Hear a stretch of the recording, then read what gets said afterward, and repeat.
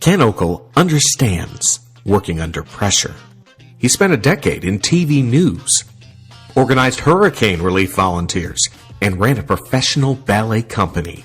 In a recession, he knows your need to do more.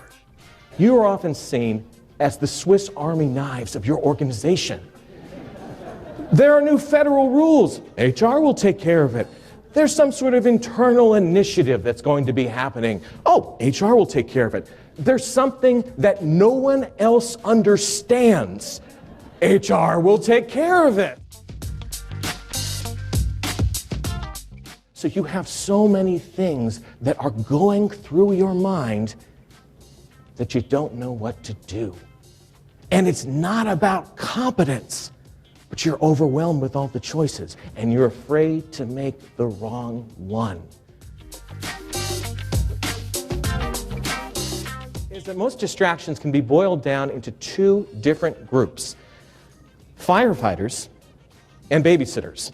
And that's how a lot of you are probably feeling. Like suddenly you're working on something, then boom, your number one priority has to go down because of some sort of emergency. She is marching on in, and she puts her foot down in front of the desk, and she goes, "Ken, we have too much toilet paper. What are you going to do about it?" And then she storms right out. For this woman at this time, and she was otherwise a very good employee, she wanted me to drop everything and address the toilet paper issue. A pair of point shoes that a ballerina wears, those have to be specialty made. They're $100 to $125 each, and the ballerina, she could go through that in one performance or one rehearsal. And I can't say to her, "Could you dance a little less?" You have to learn how to work with people, how to make quick decisions, and for much of this time, you're on the frontier. You're on your own. There's a framework of support there, but you're the one who has to make the call on things. Talk about opportunities to pop up that you don't expect. At one station, they said, "We got an opening for a part-time weatherman. You want to do it?" I said, "I don't know anything about weather, but okay." So before long, I'm talking about, hey, the jet stream's starting to come down into our area, so that cooler flow is going to be coming down, which could bring a chance of showers later in the afternoon, so you might want to bring that umbrella on your way home. Still got it. Now, news is a lot of fun, but there's a lot of pressure in there, because every day you start from scratch. It's not called olds, it's called news. So no matter how good you did the previous day, you got to go out to find the stories. You're racing against the clock because our deadline's, 5 o'clock, 6 o'clock, 11 o'clock. They don't move those. You go on whether you're ready or not. And sometimes you are scampering to get ready. They're counting down your earpiece. You are live in 5 seconds and everything's still getting turned on. It's a little stressful. And I didn't realize till I got out of news that I didn't drink coffee the whole time because I didn't need it. I was so juked up on adrenaline. I didn't need it.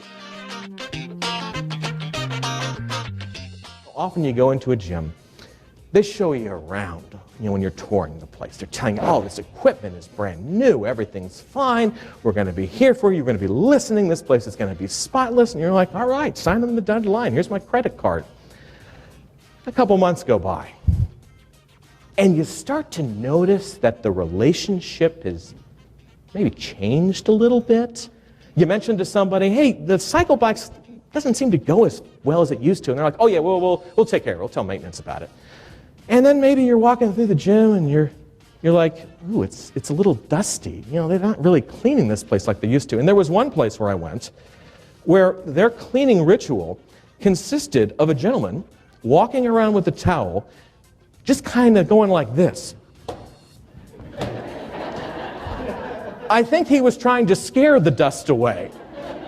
But obviously, that is not a proper cleaning technique. So over time, the message that this place was sending out to all these people was, we don't really care about you. We got your credit card. It's going to be billed every month.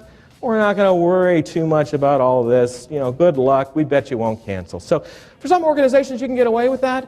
But for other companies, it's important to make sure you have almost generational oversight of things. So that as people come and go, those core values in your organization are still beholden to people. The people understand why. Yeah, it's important to clean stuff. Yeah, it's important to tell people that machine's broken, we're going to fix it soon. Or perhaps there's something with the company culture that you continue to tell people that, yes, we do this because of this.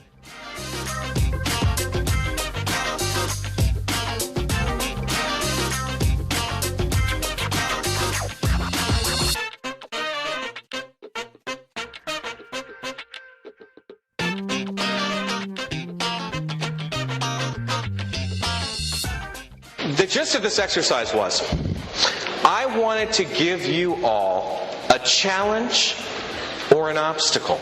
You embraced the unknown and came up with your own solution. Can you do that same thing in your world, in your daily business?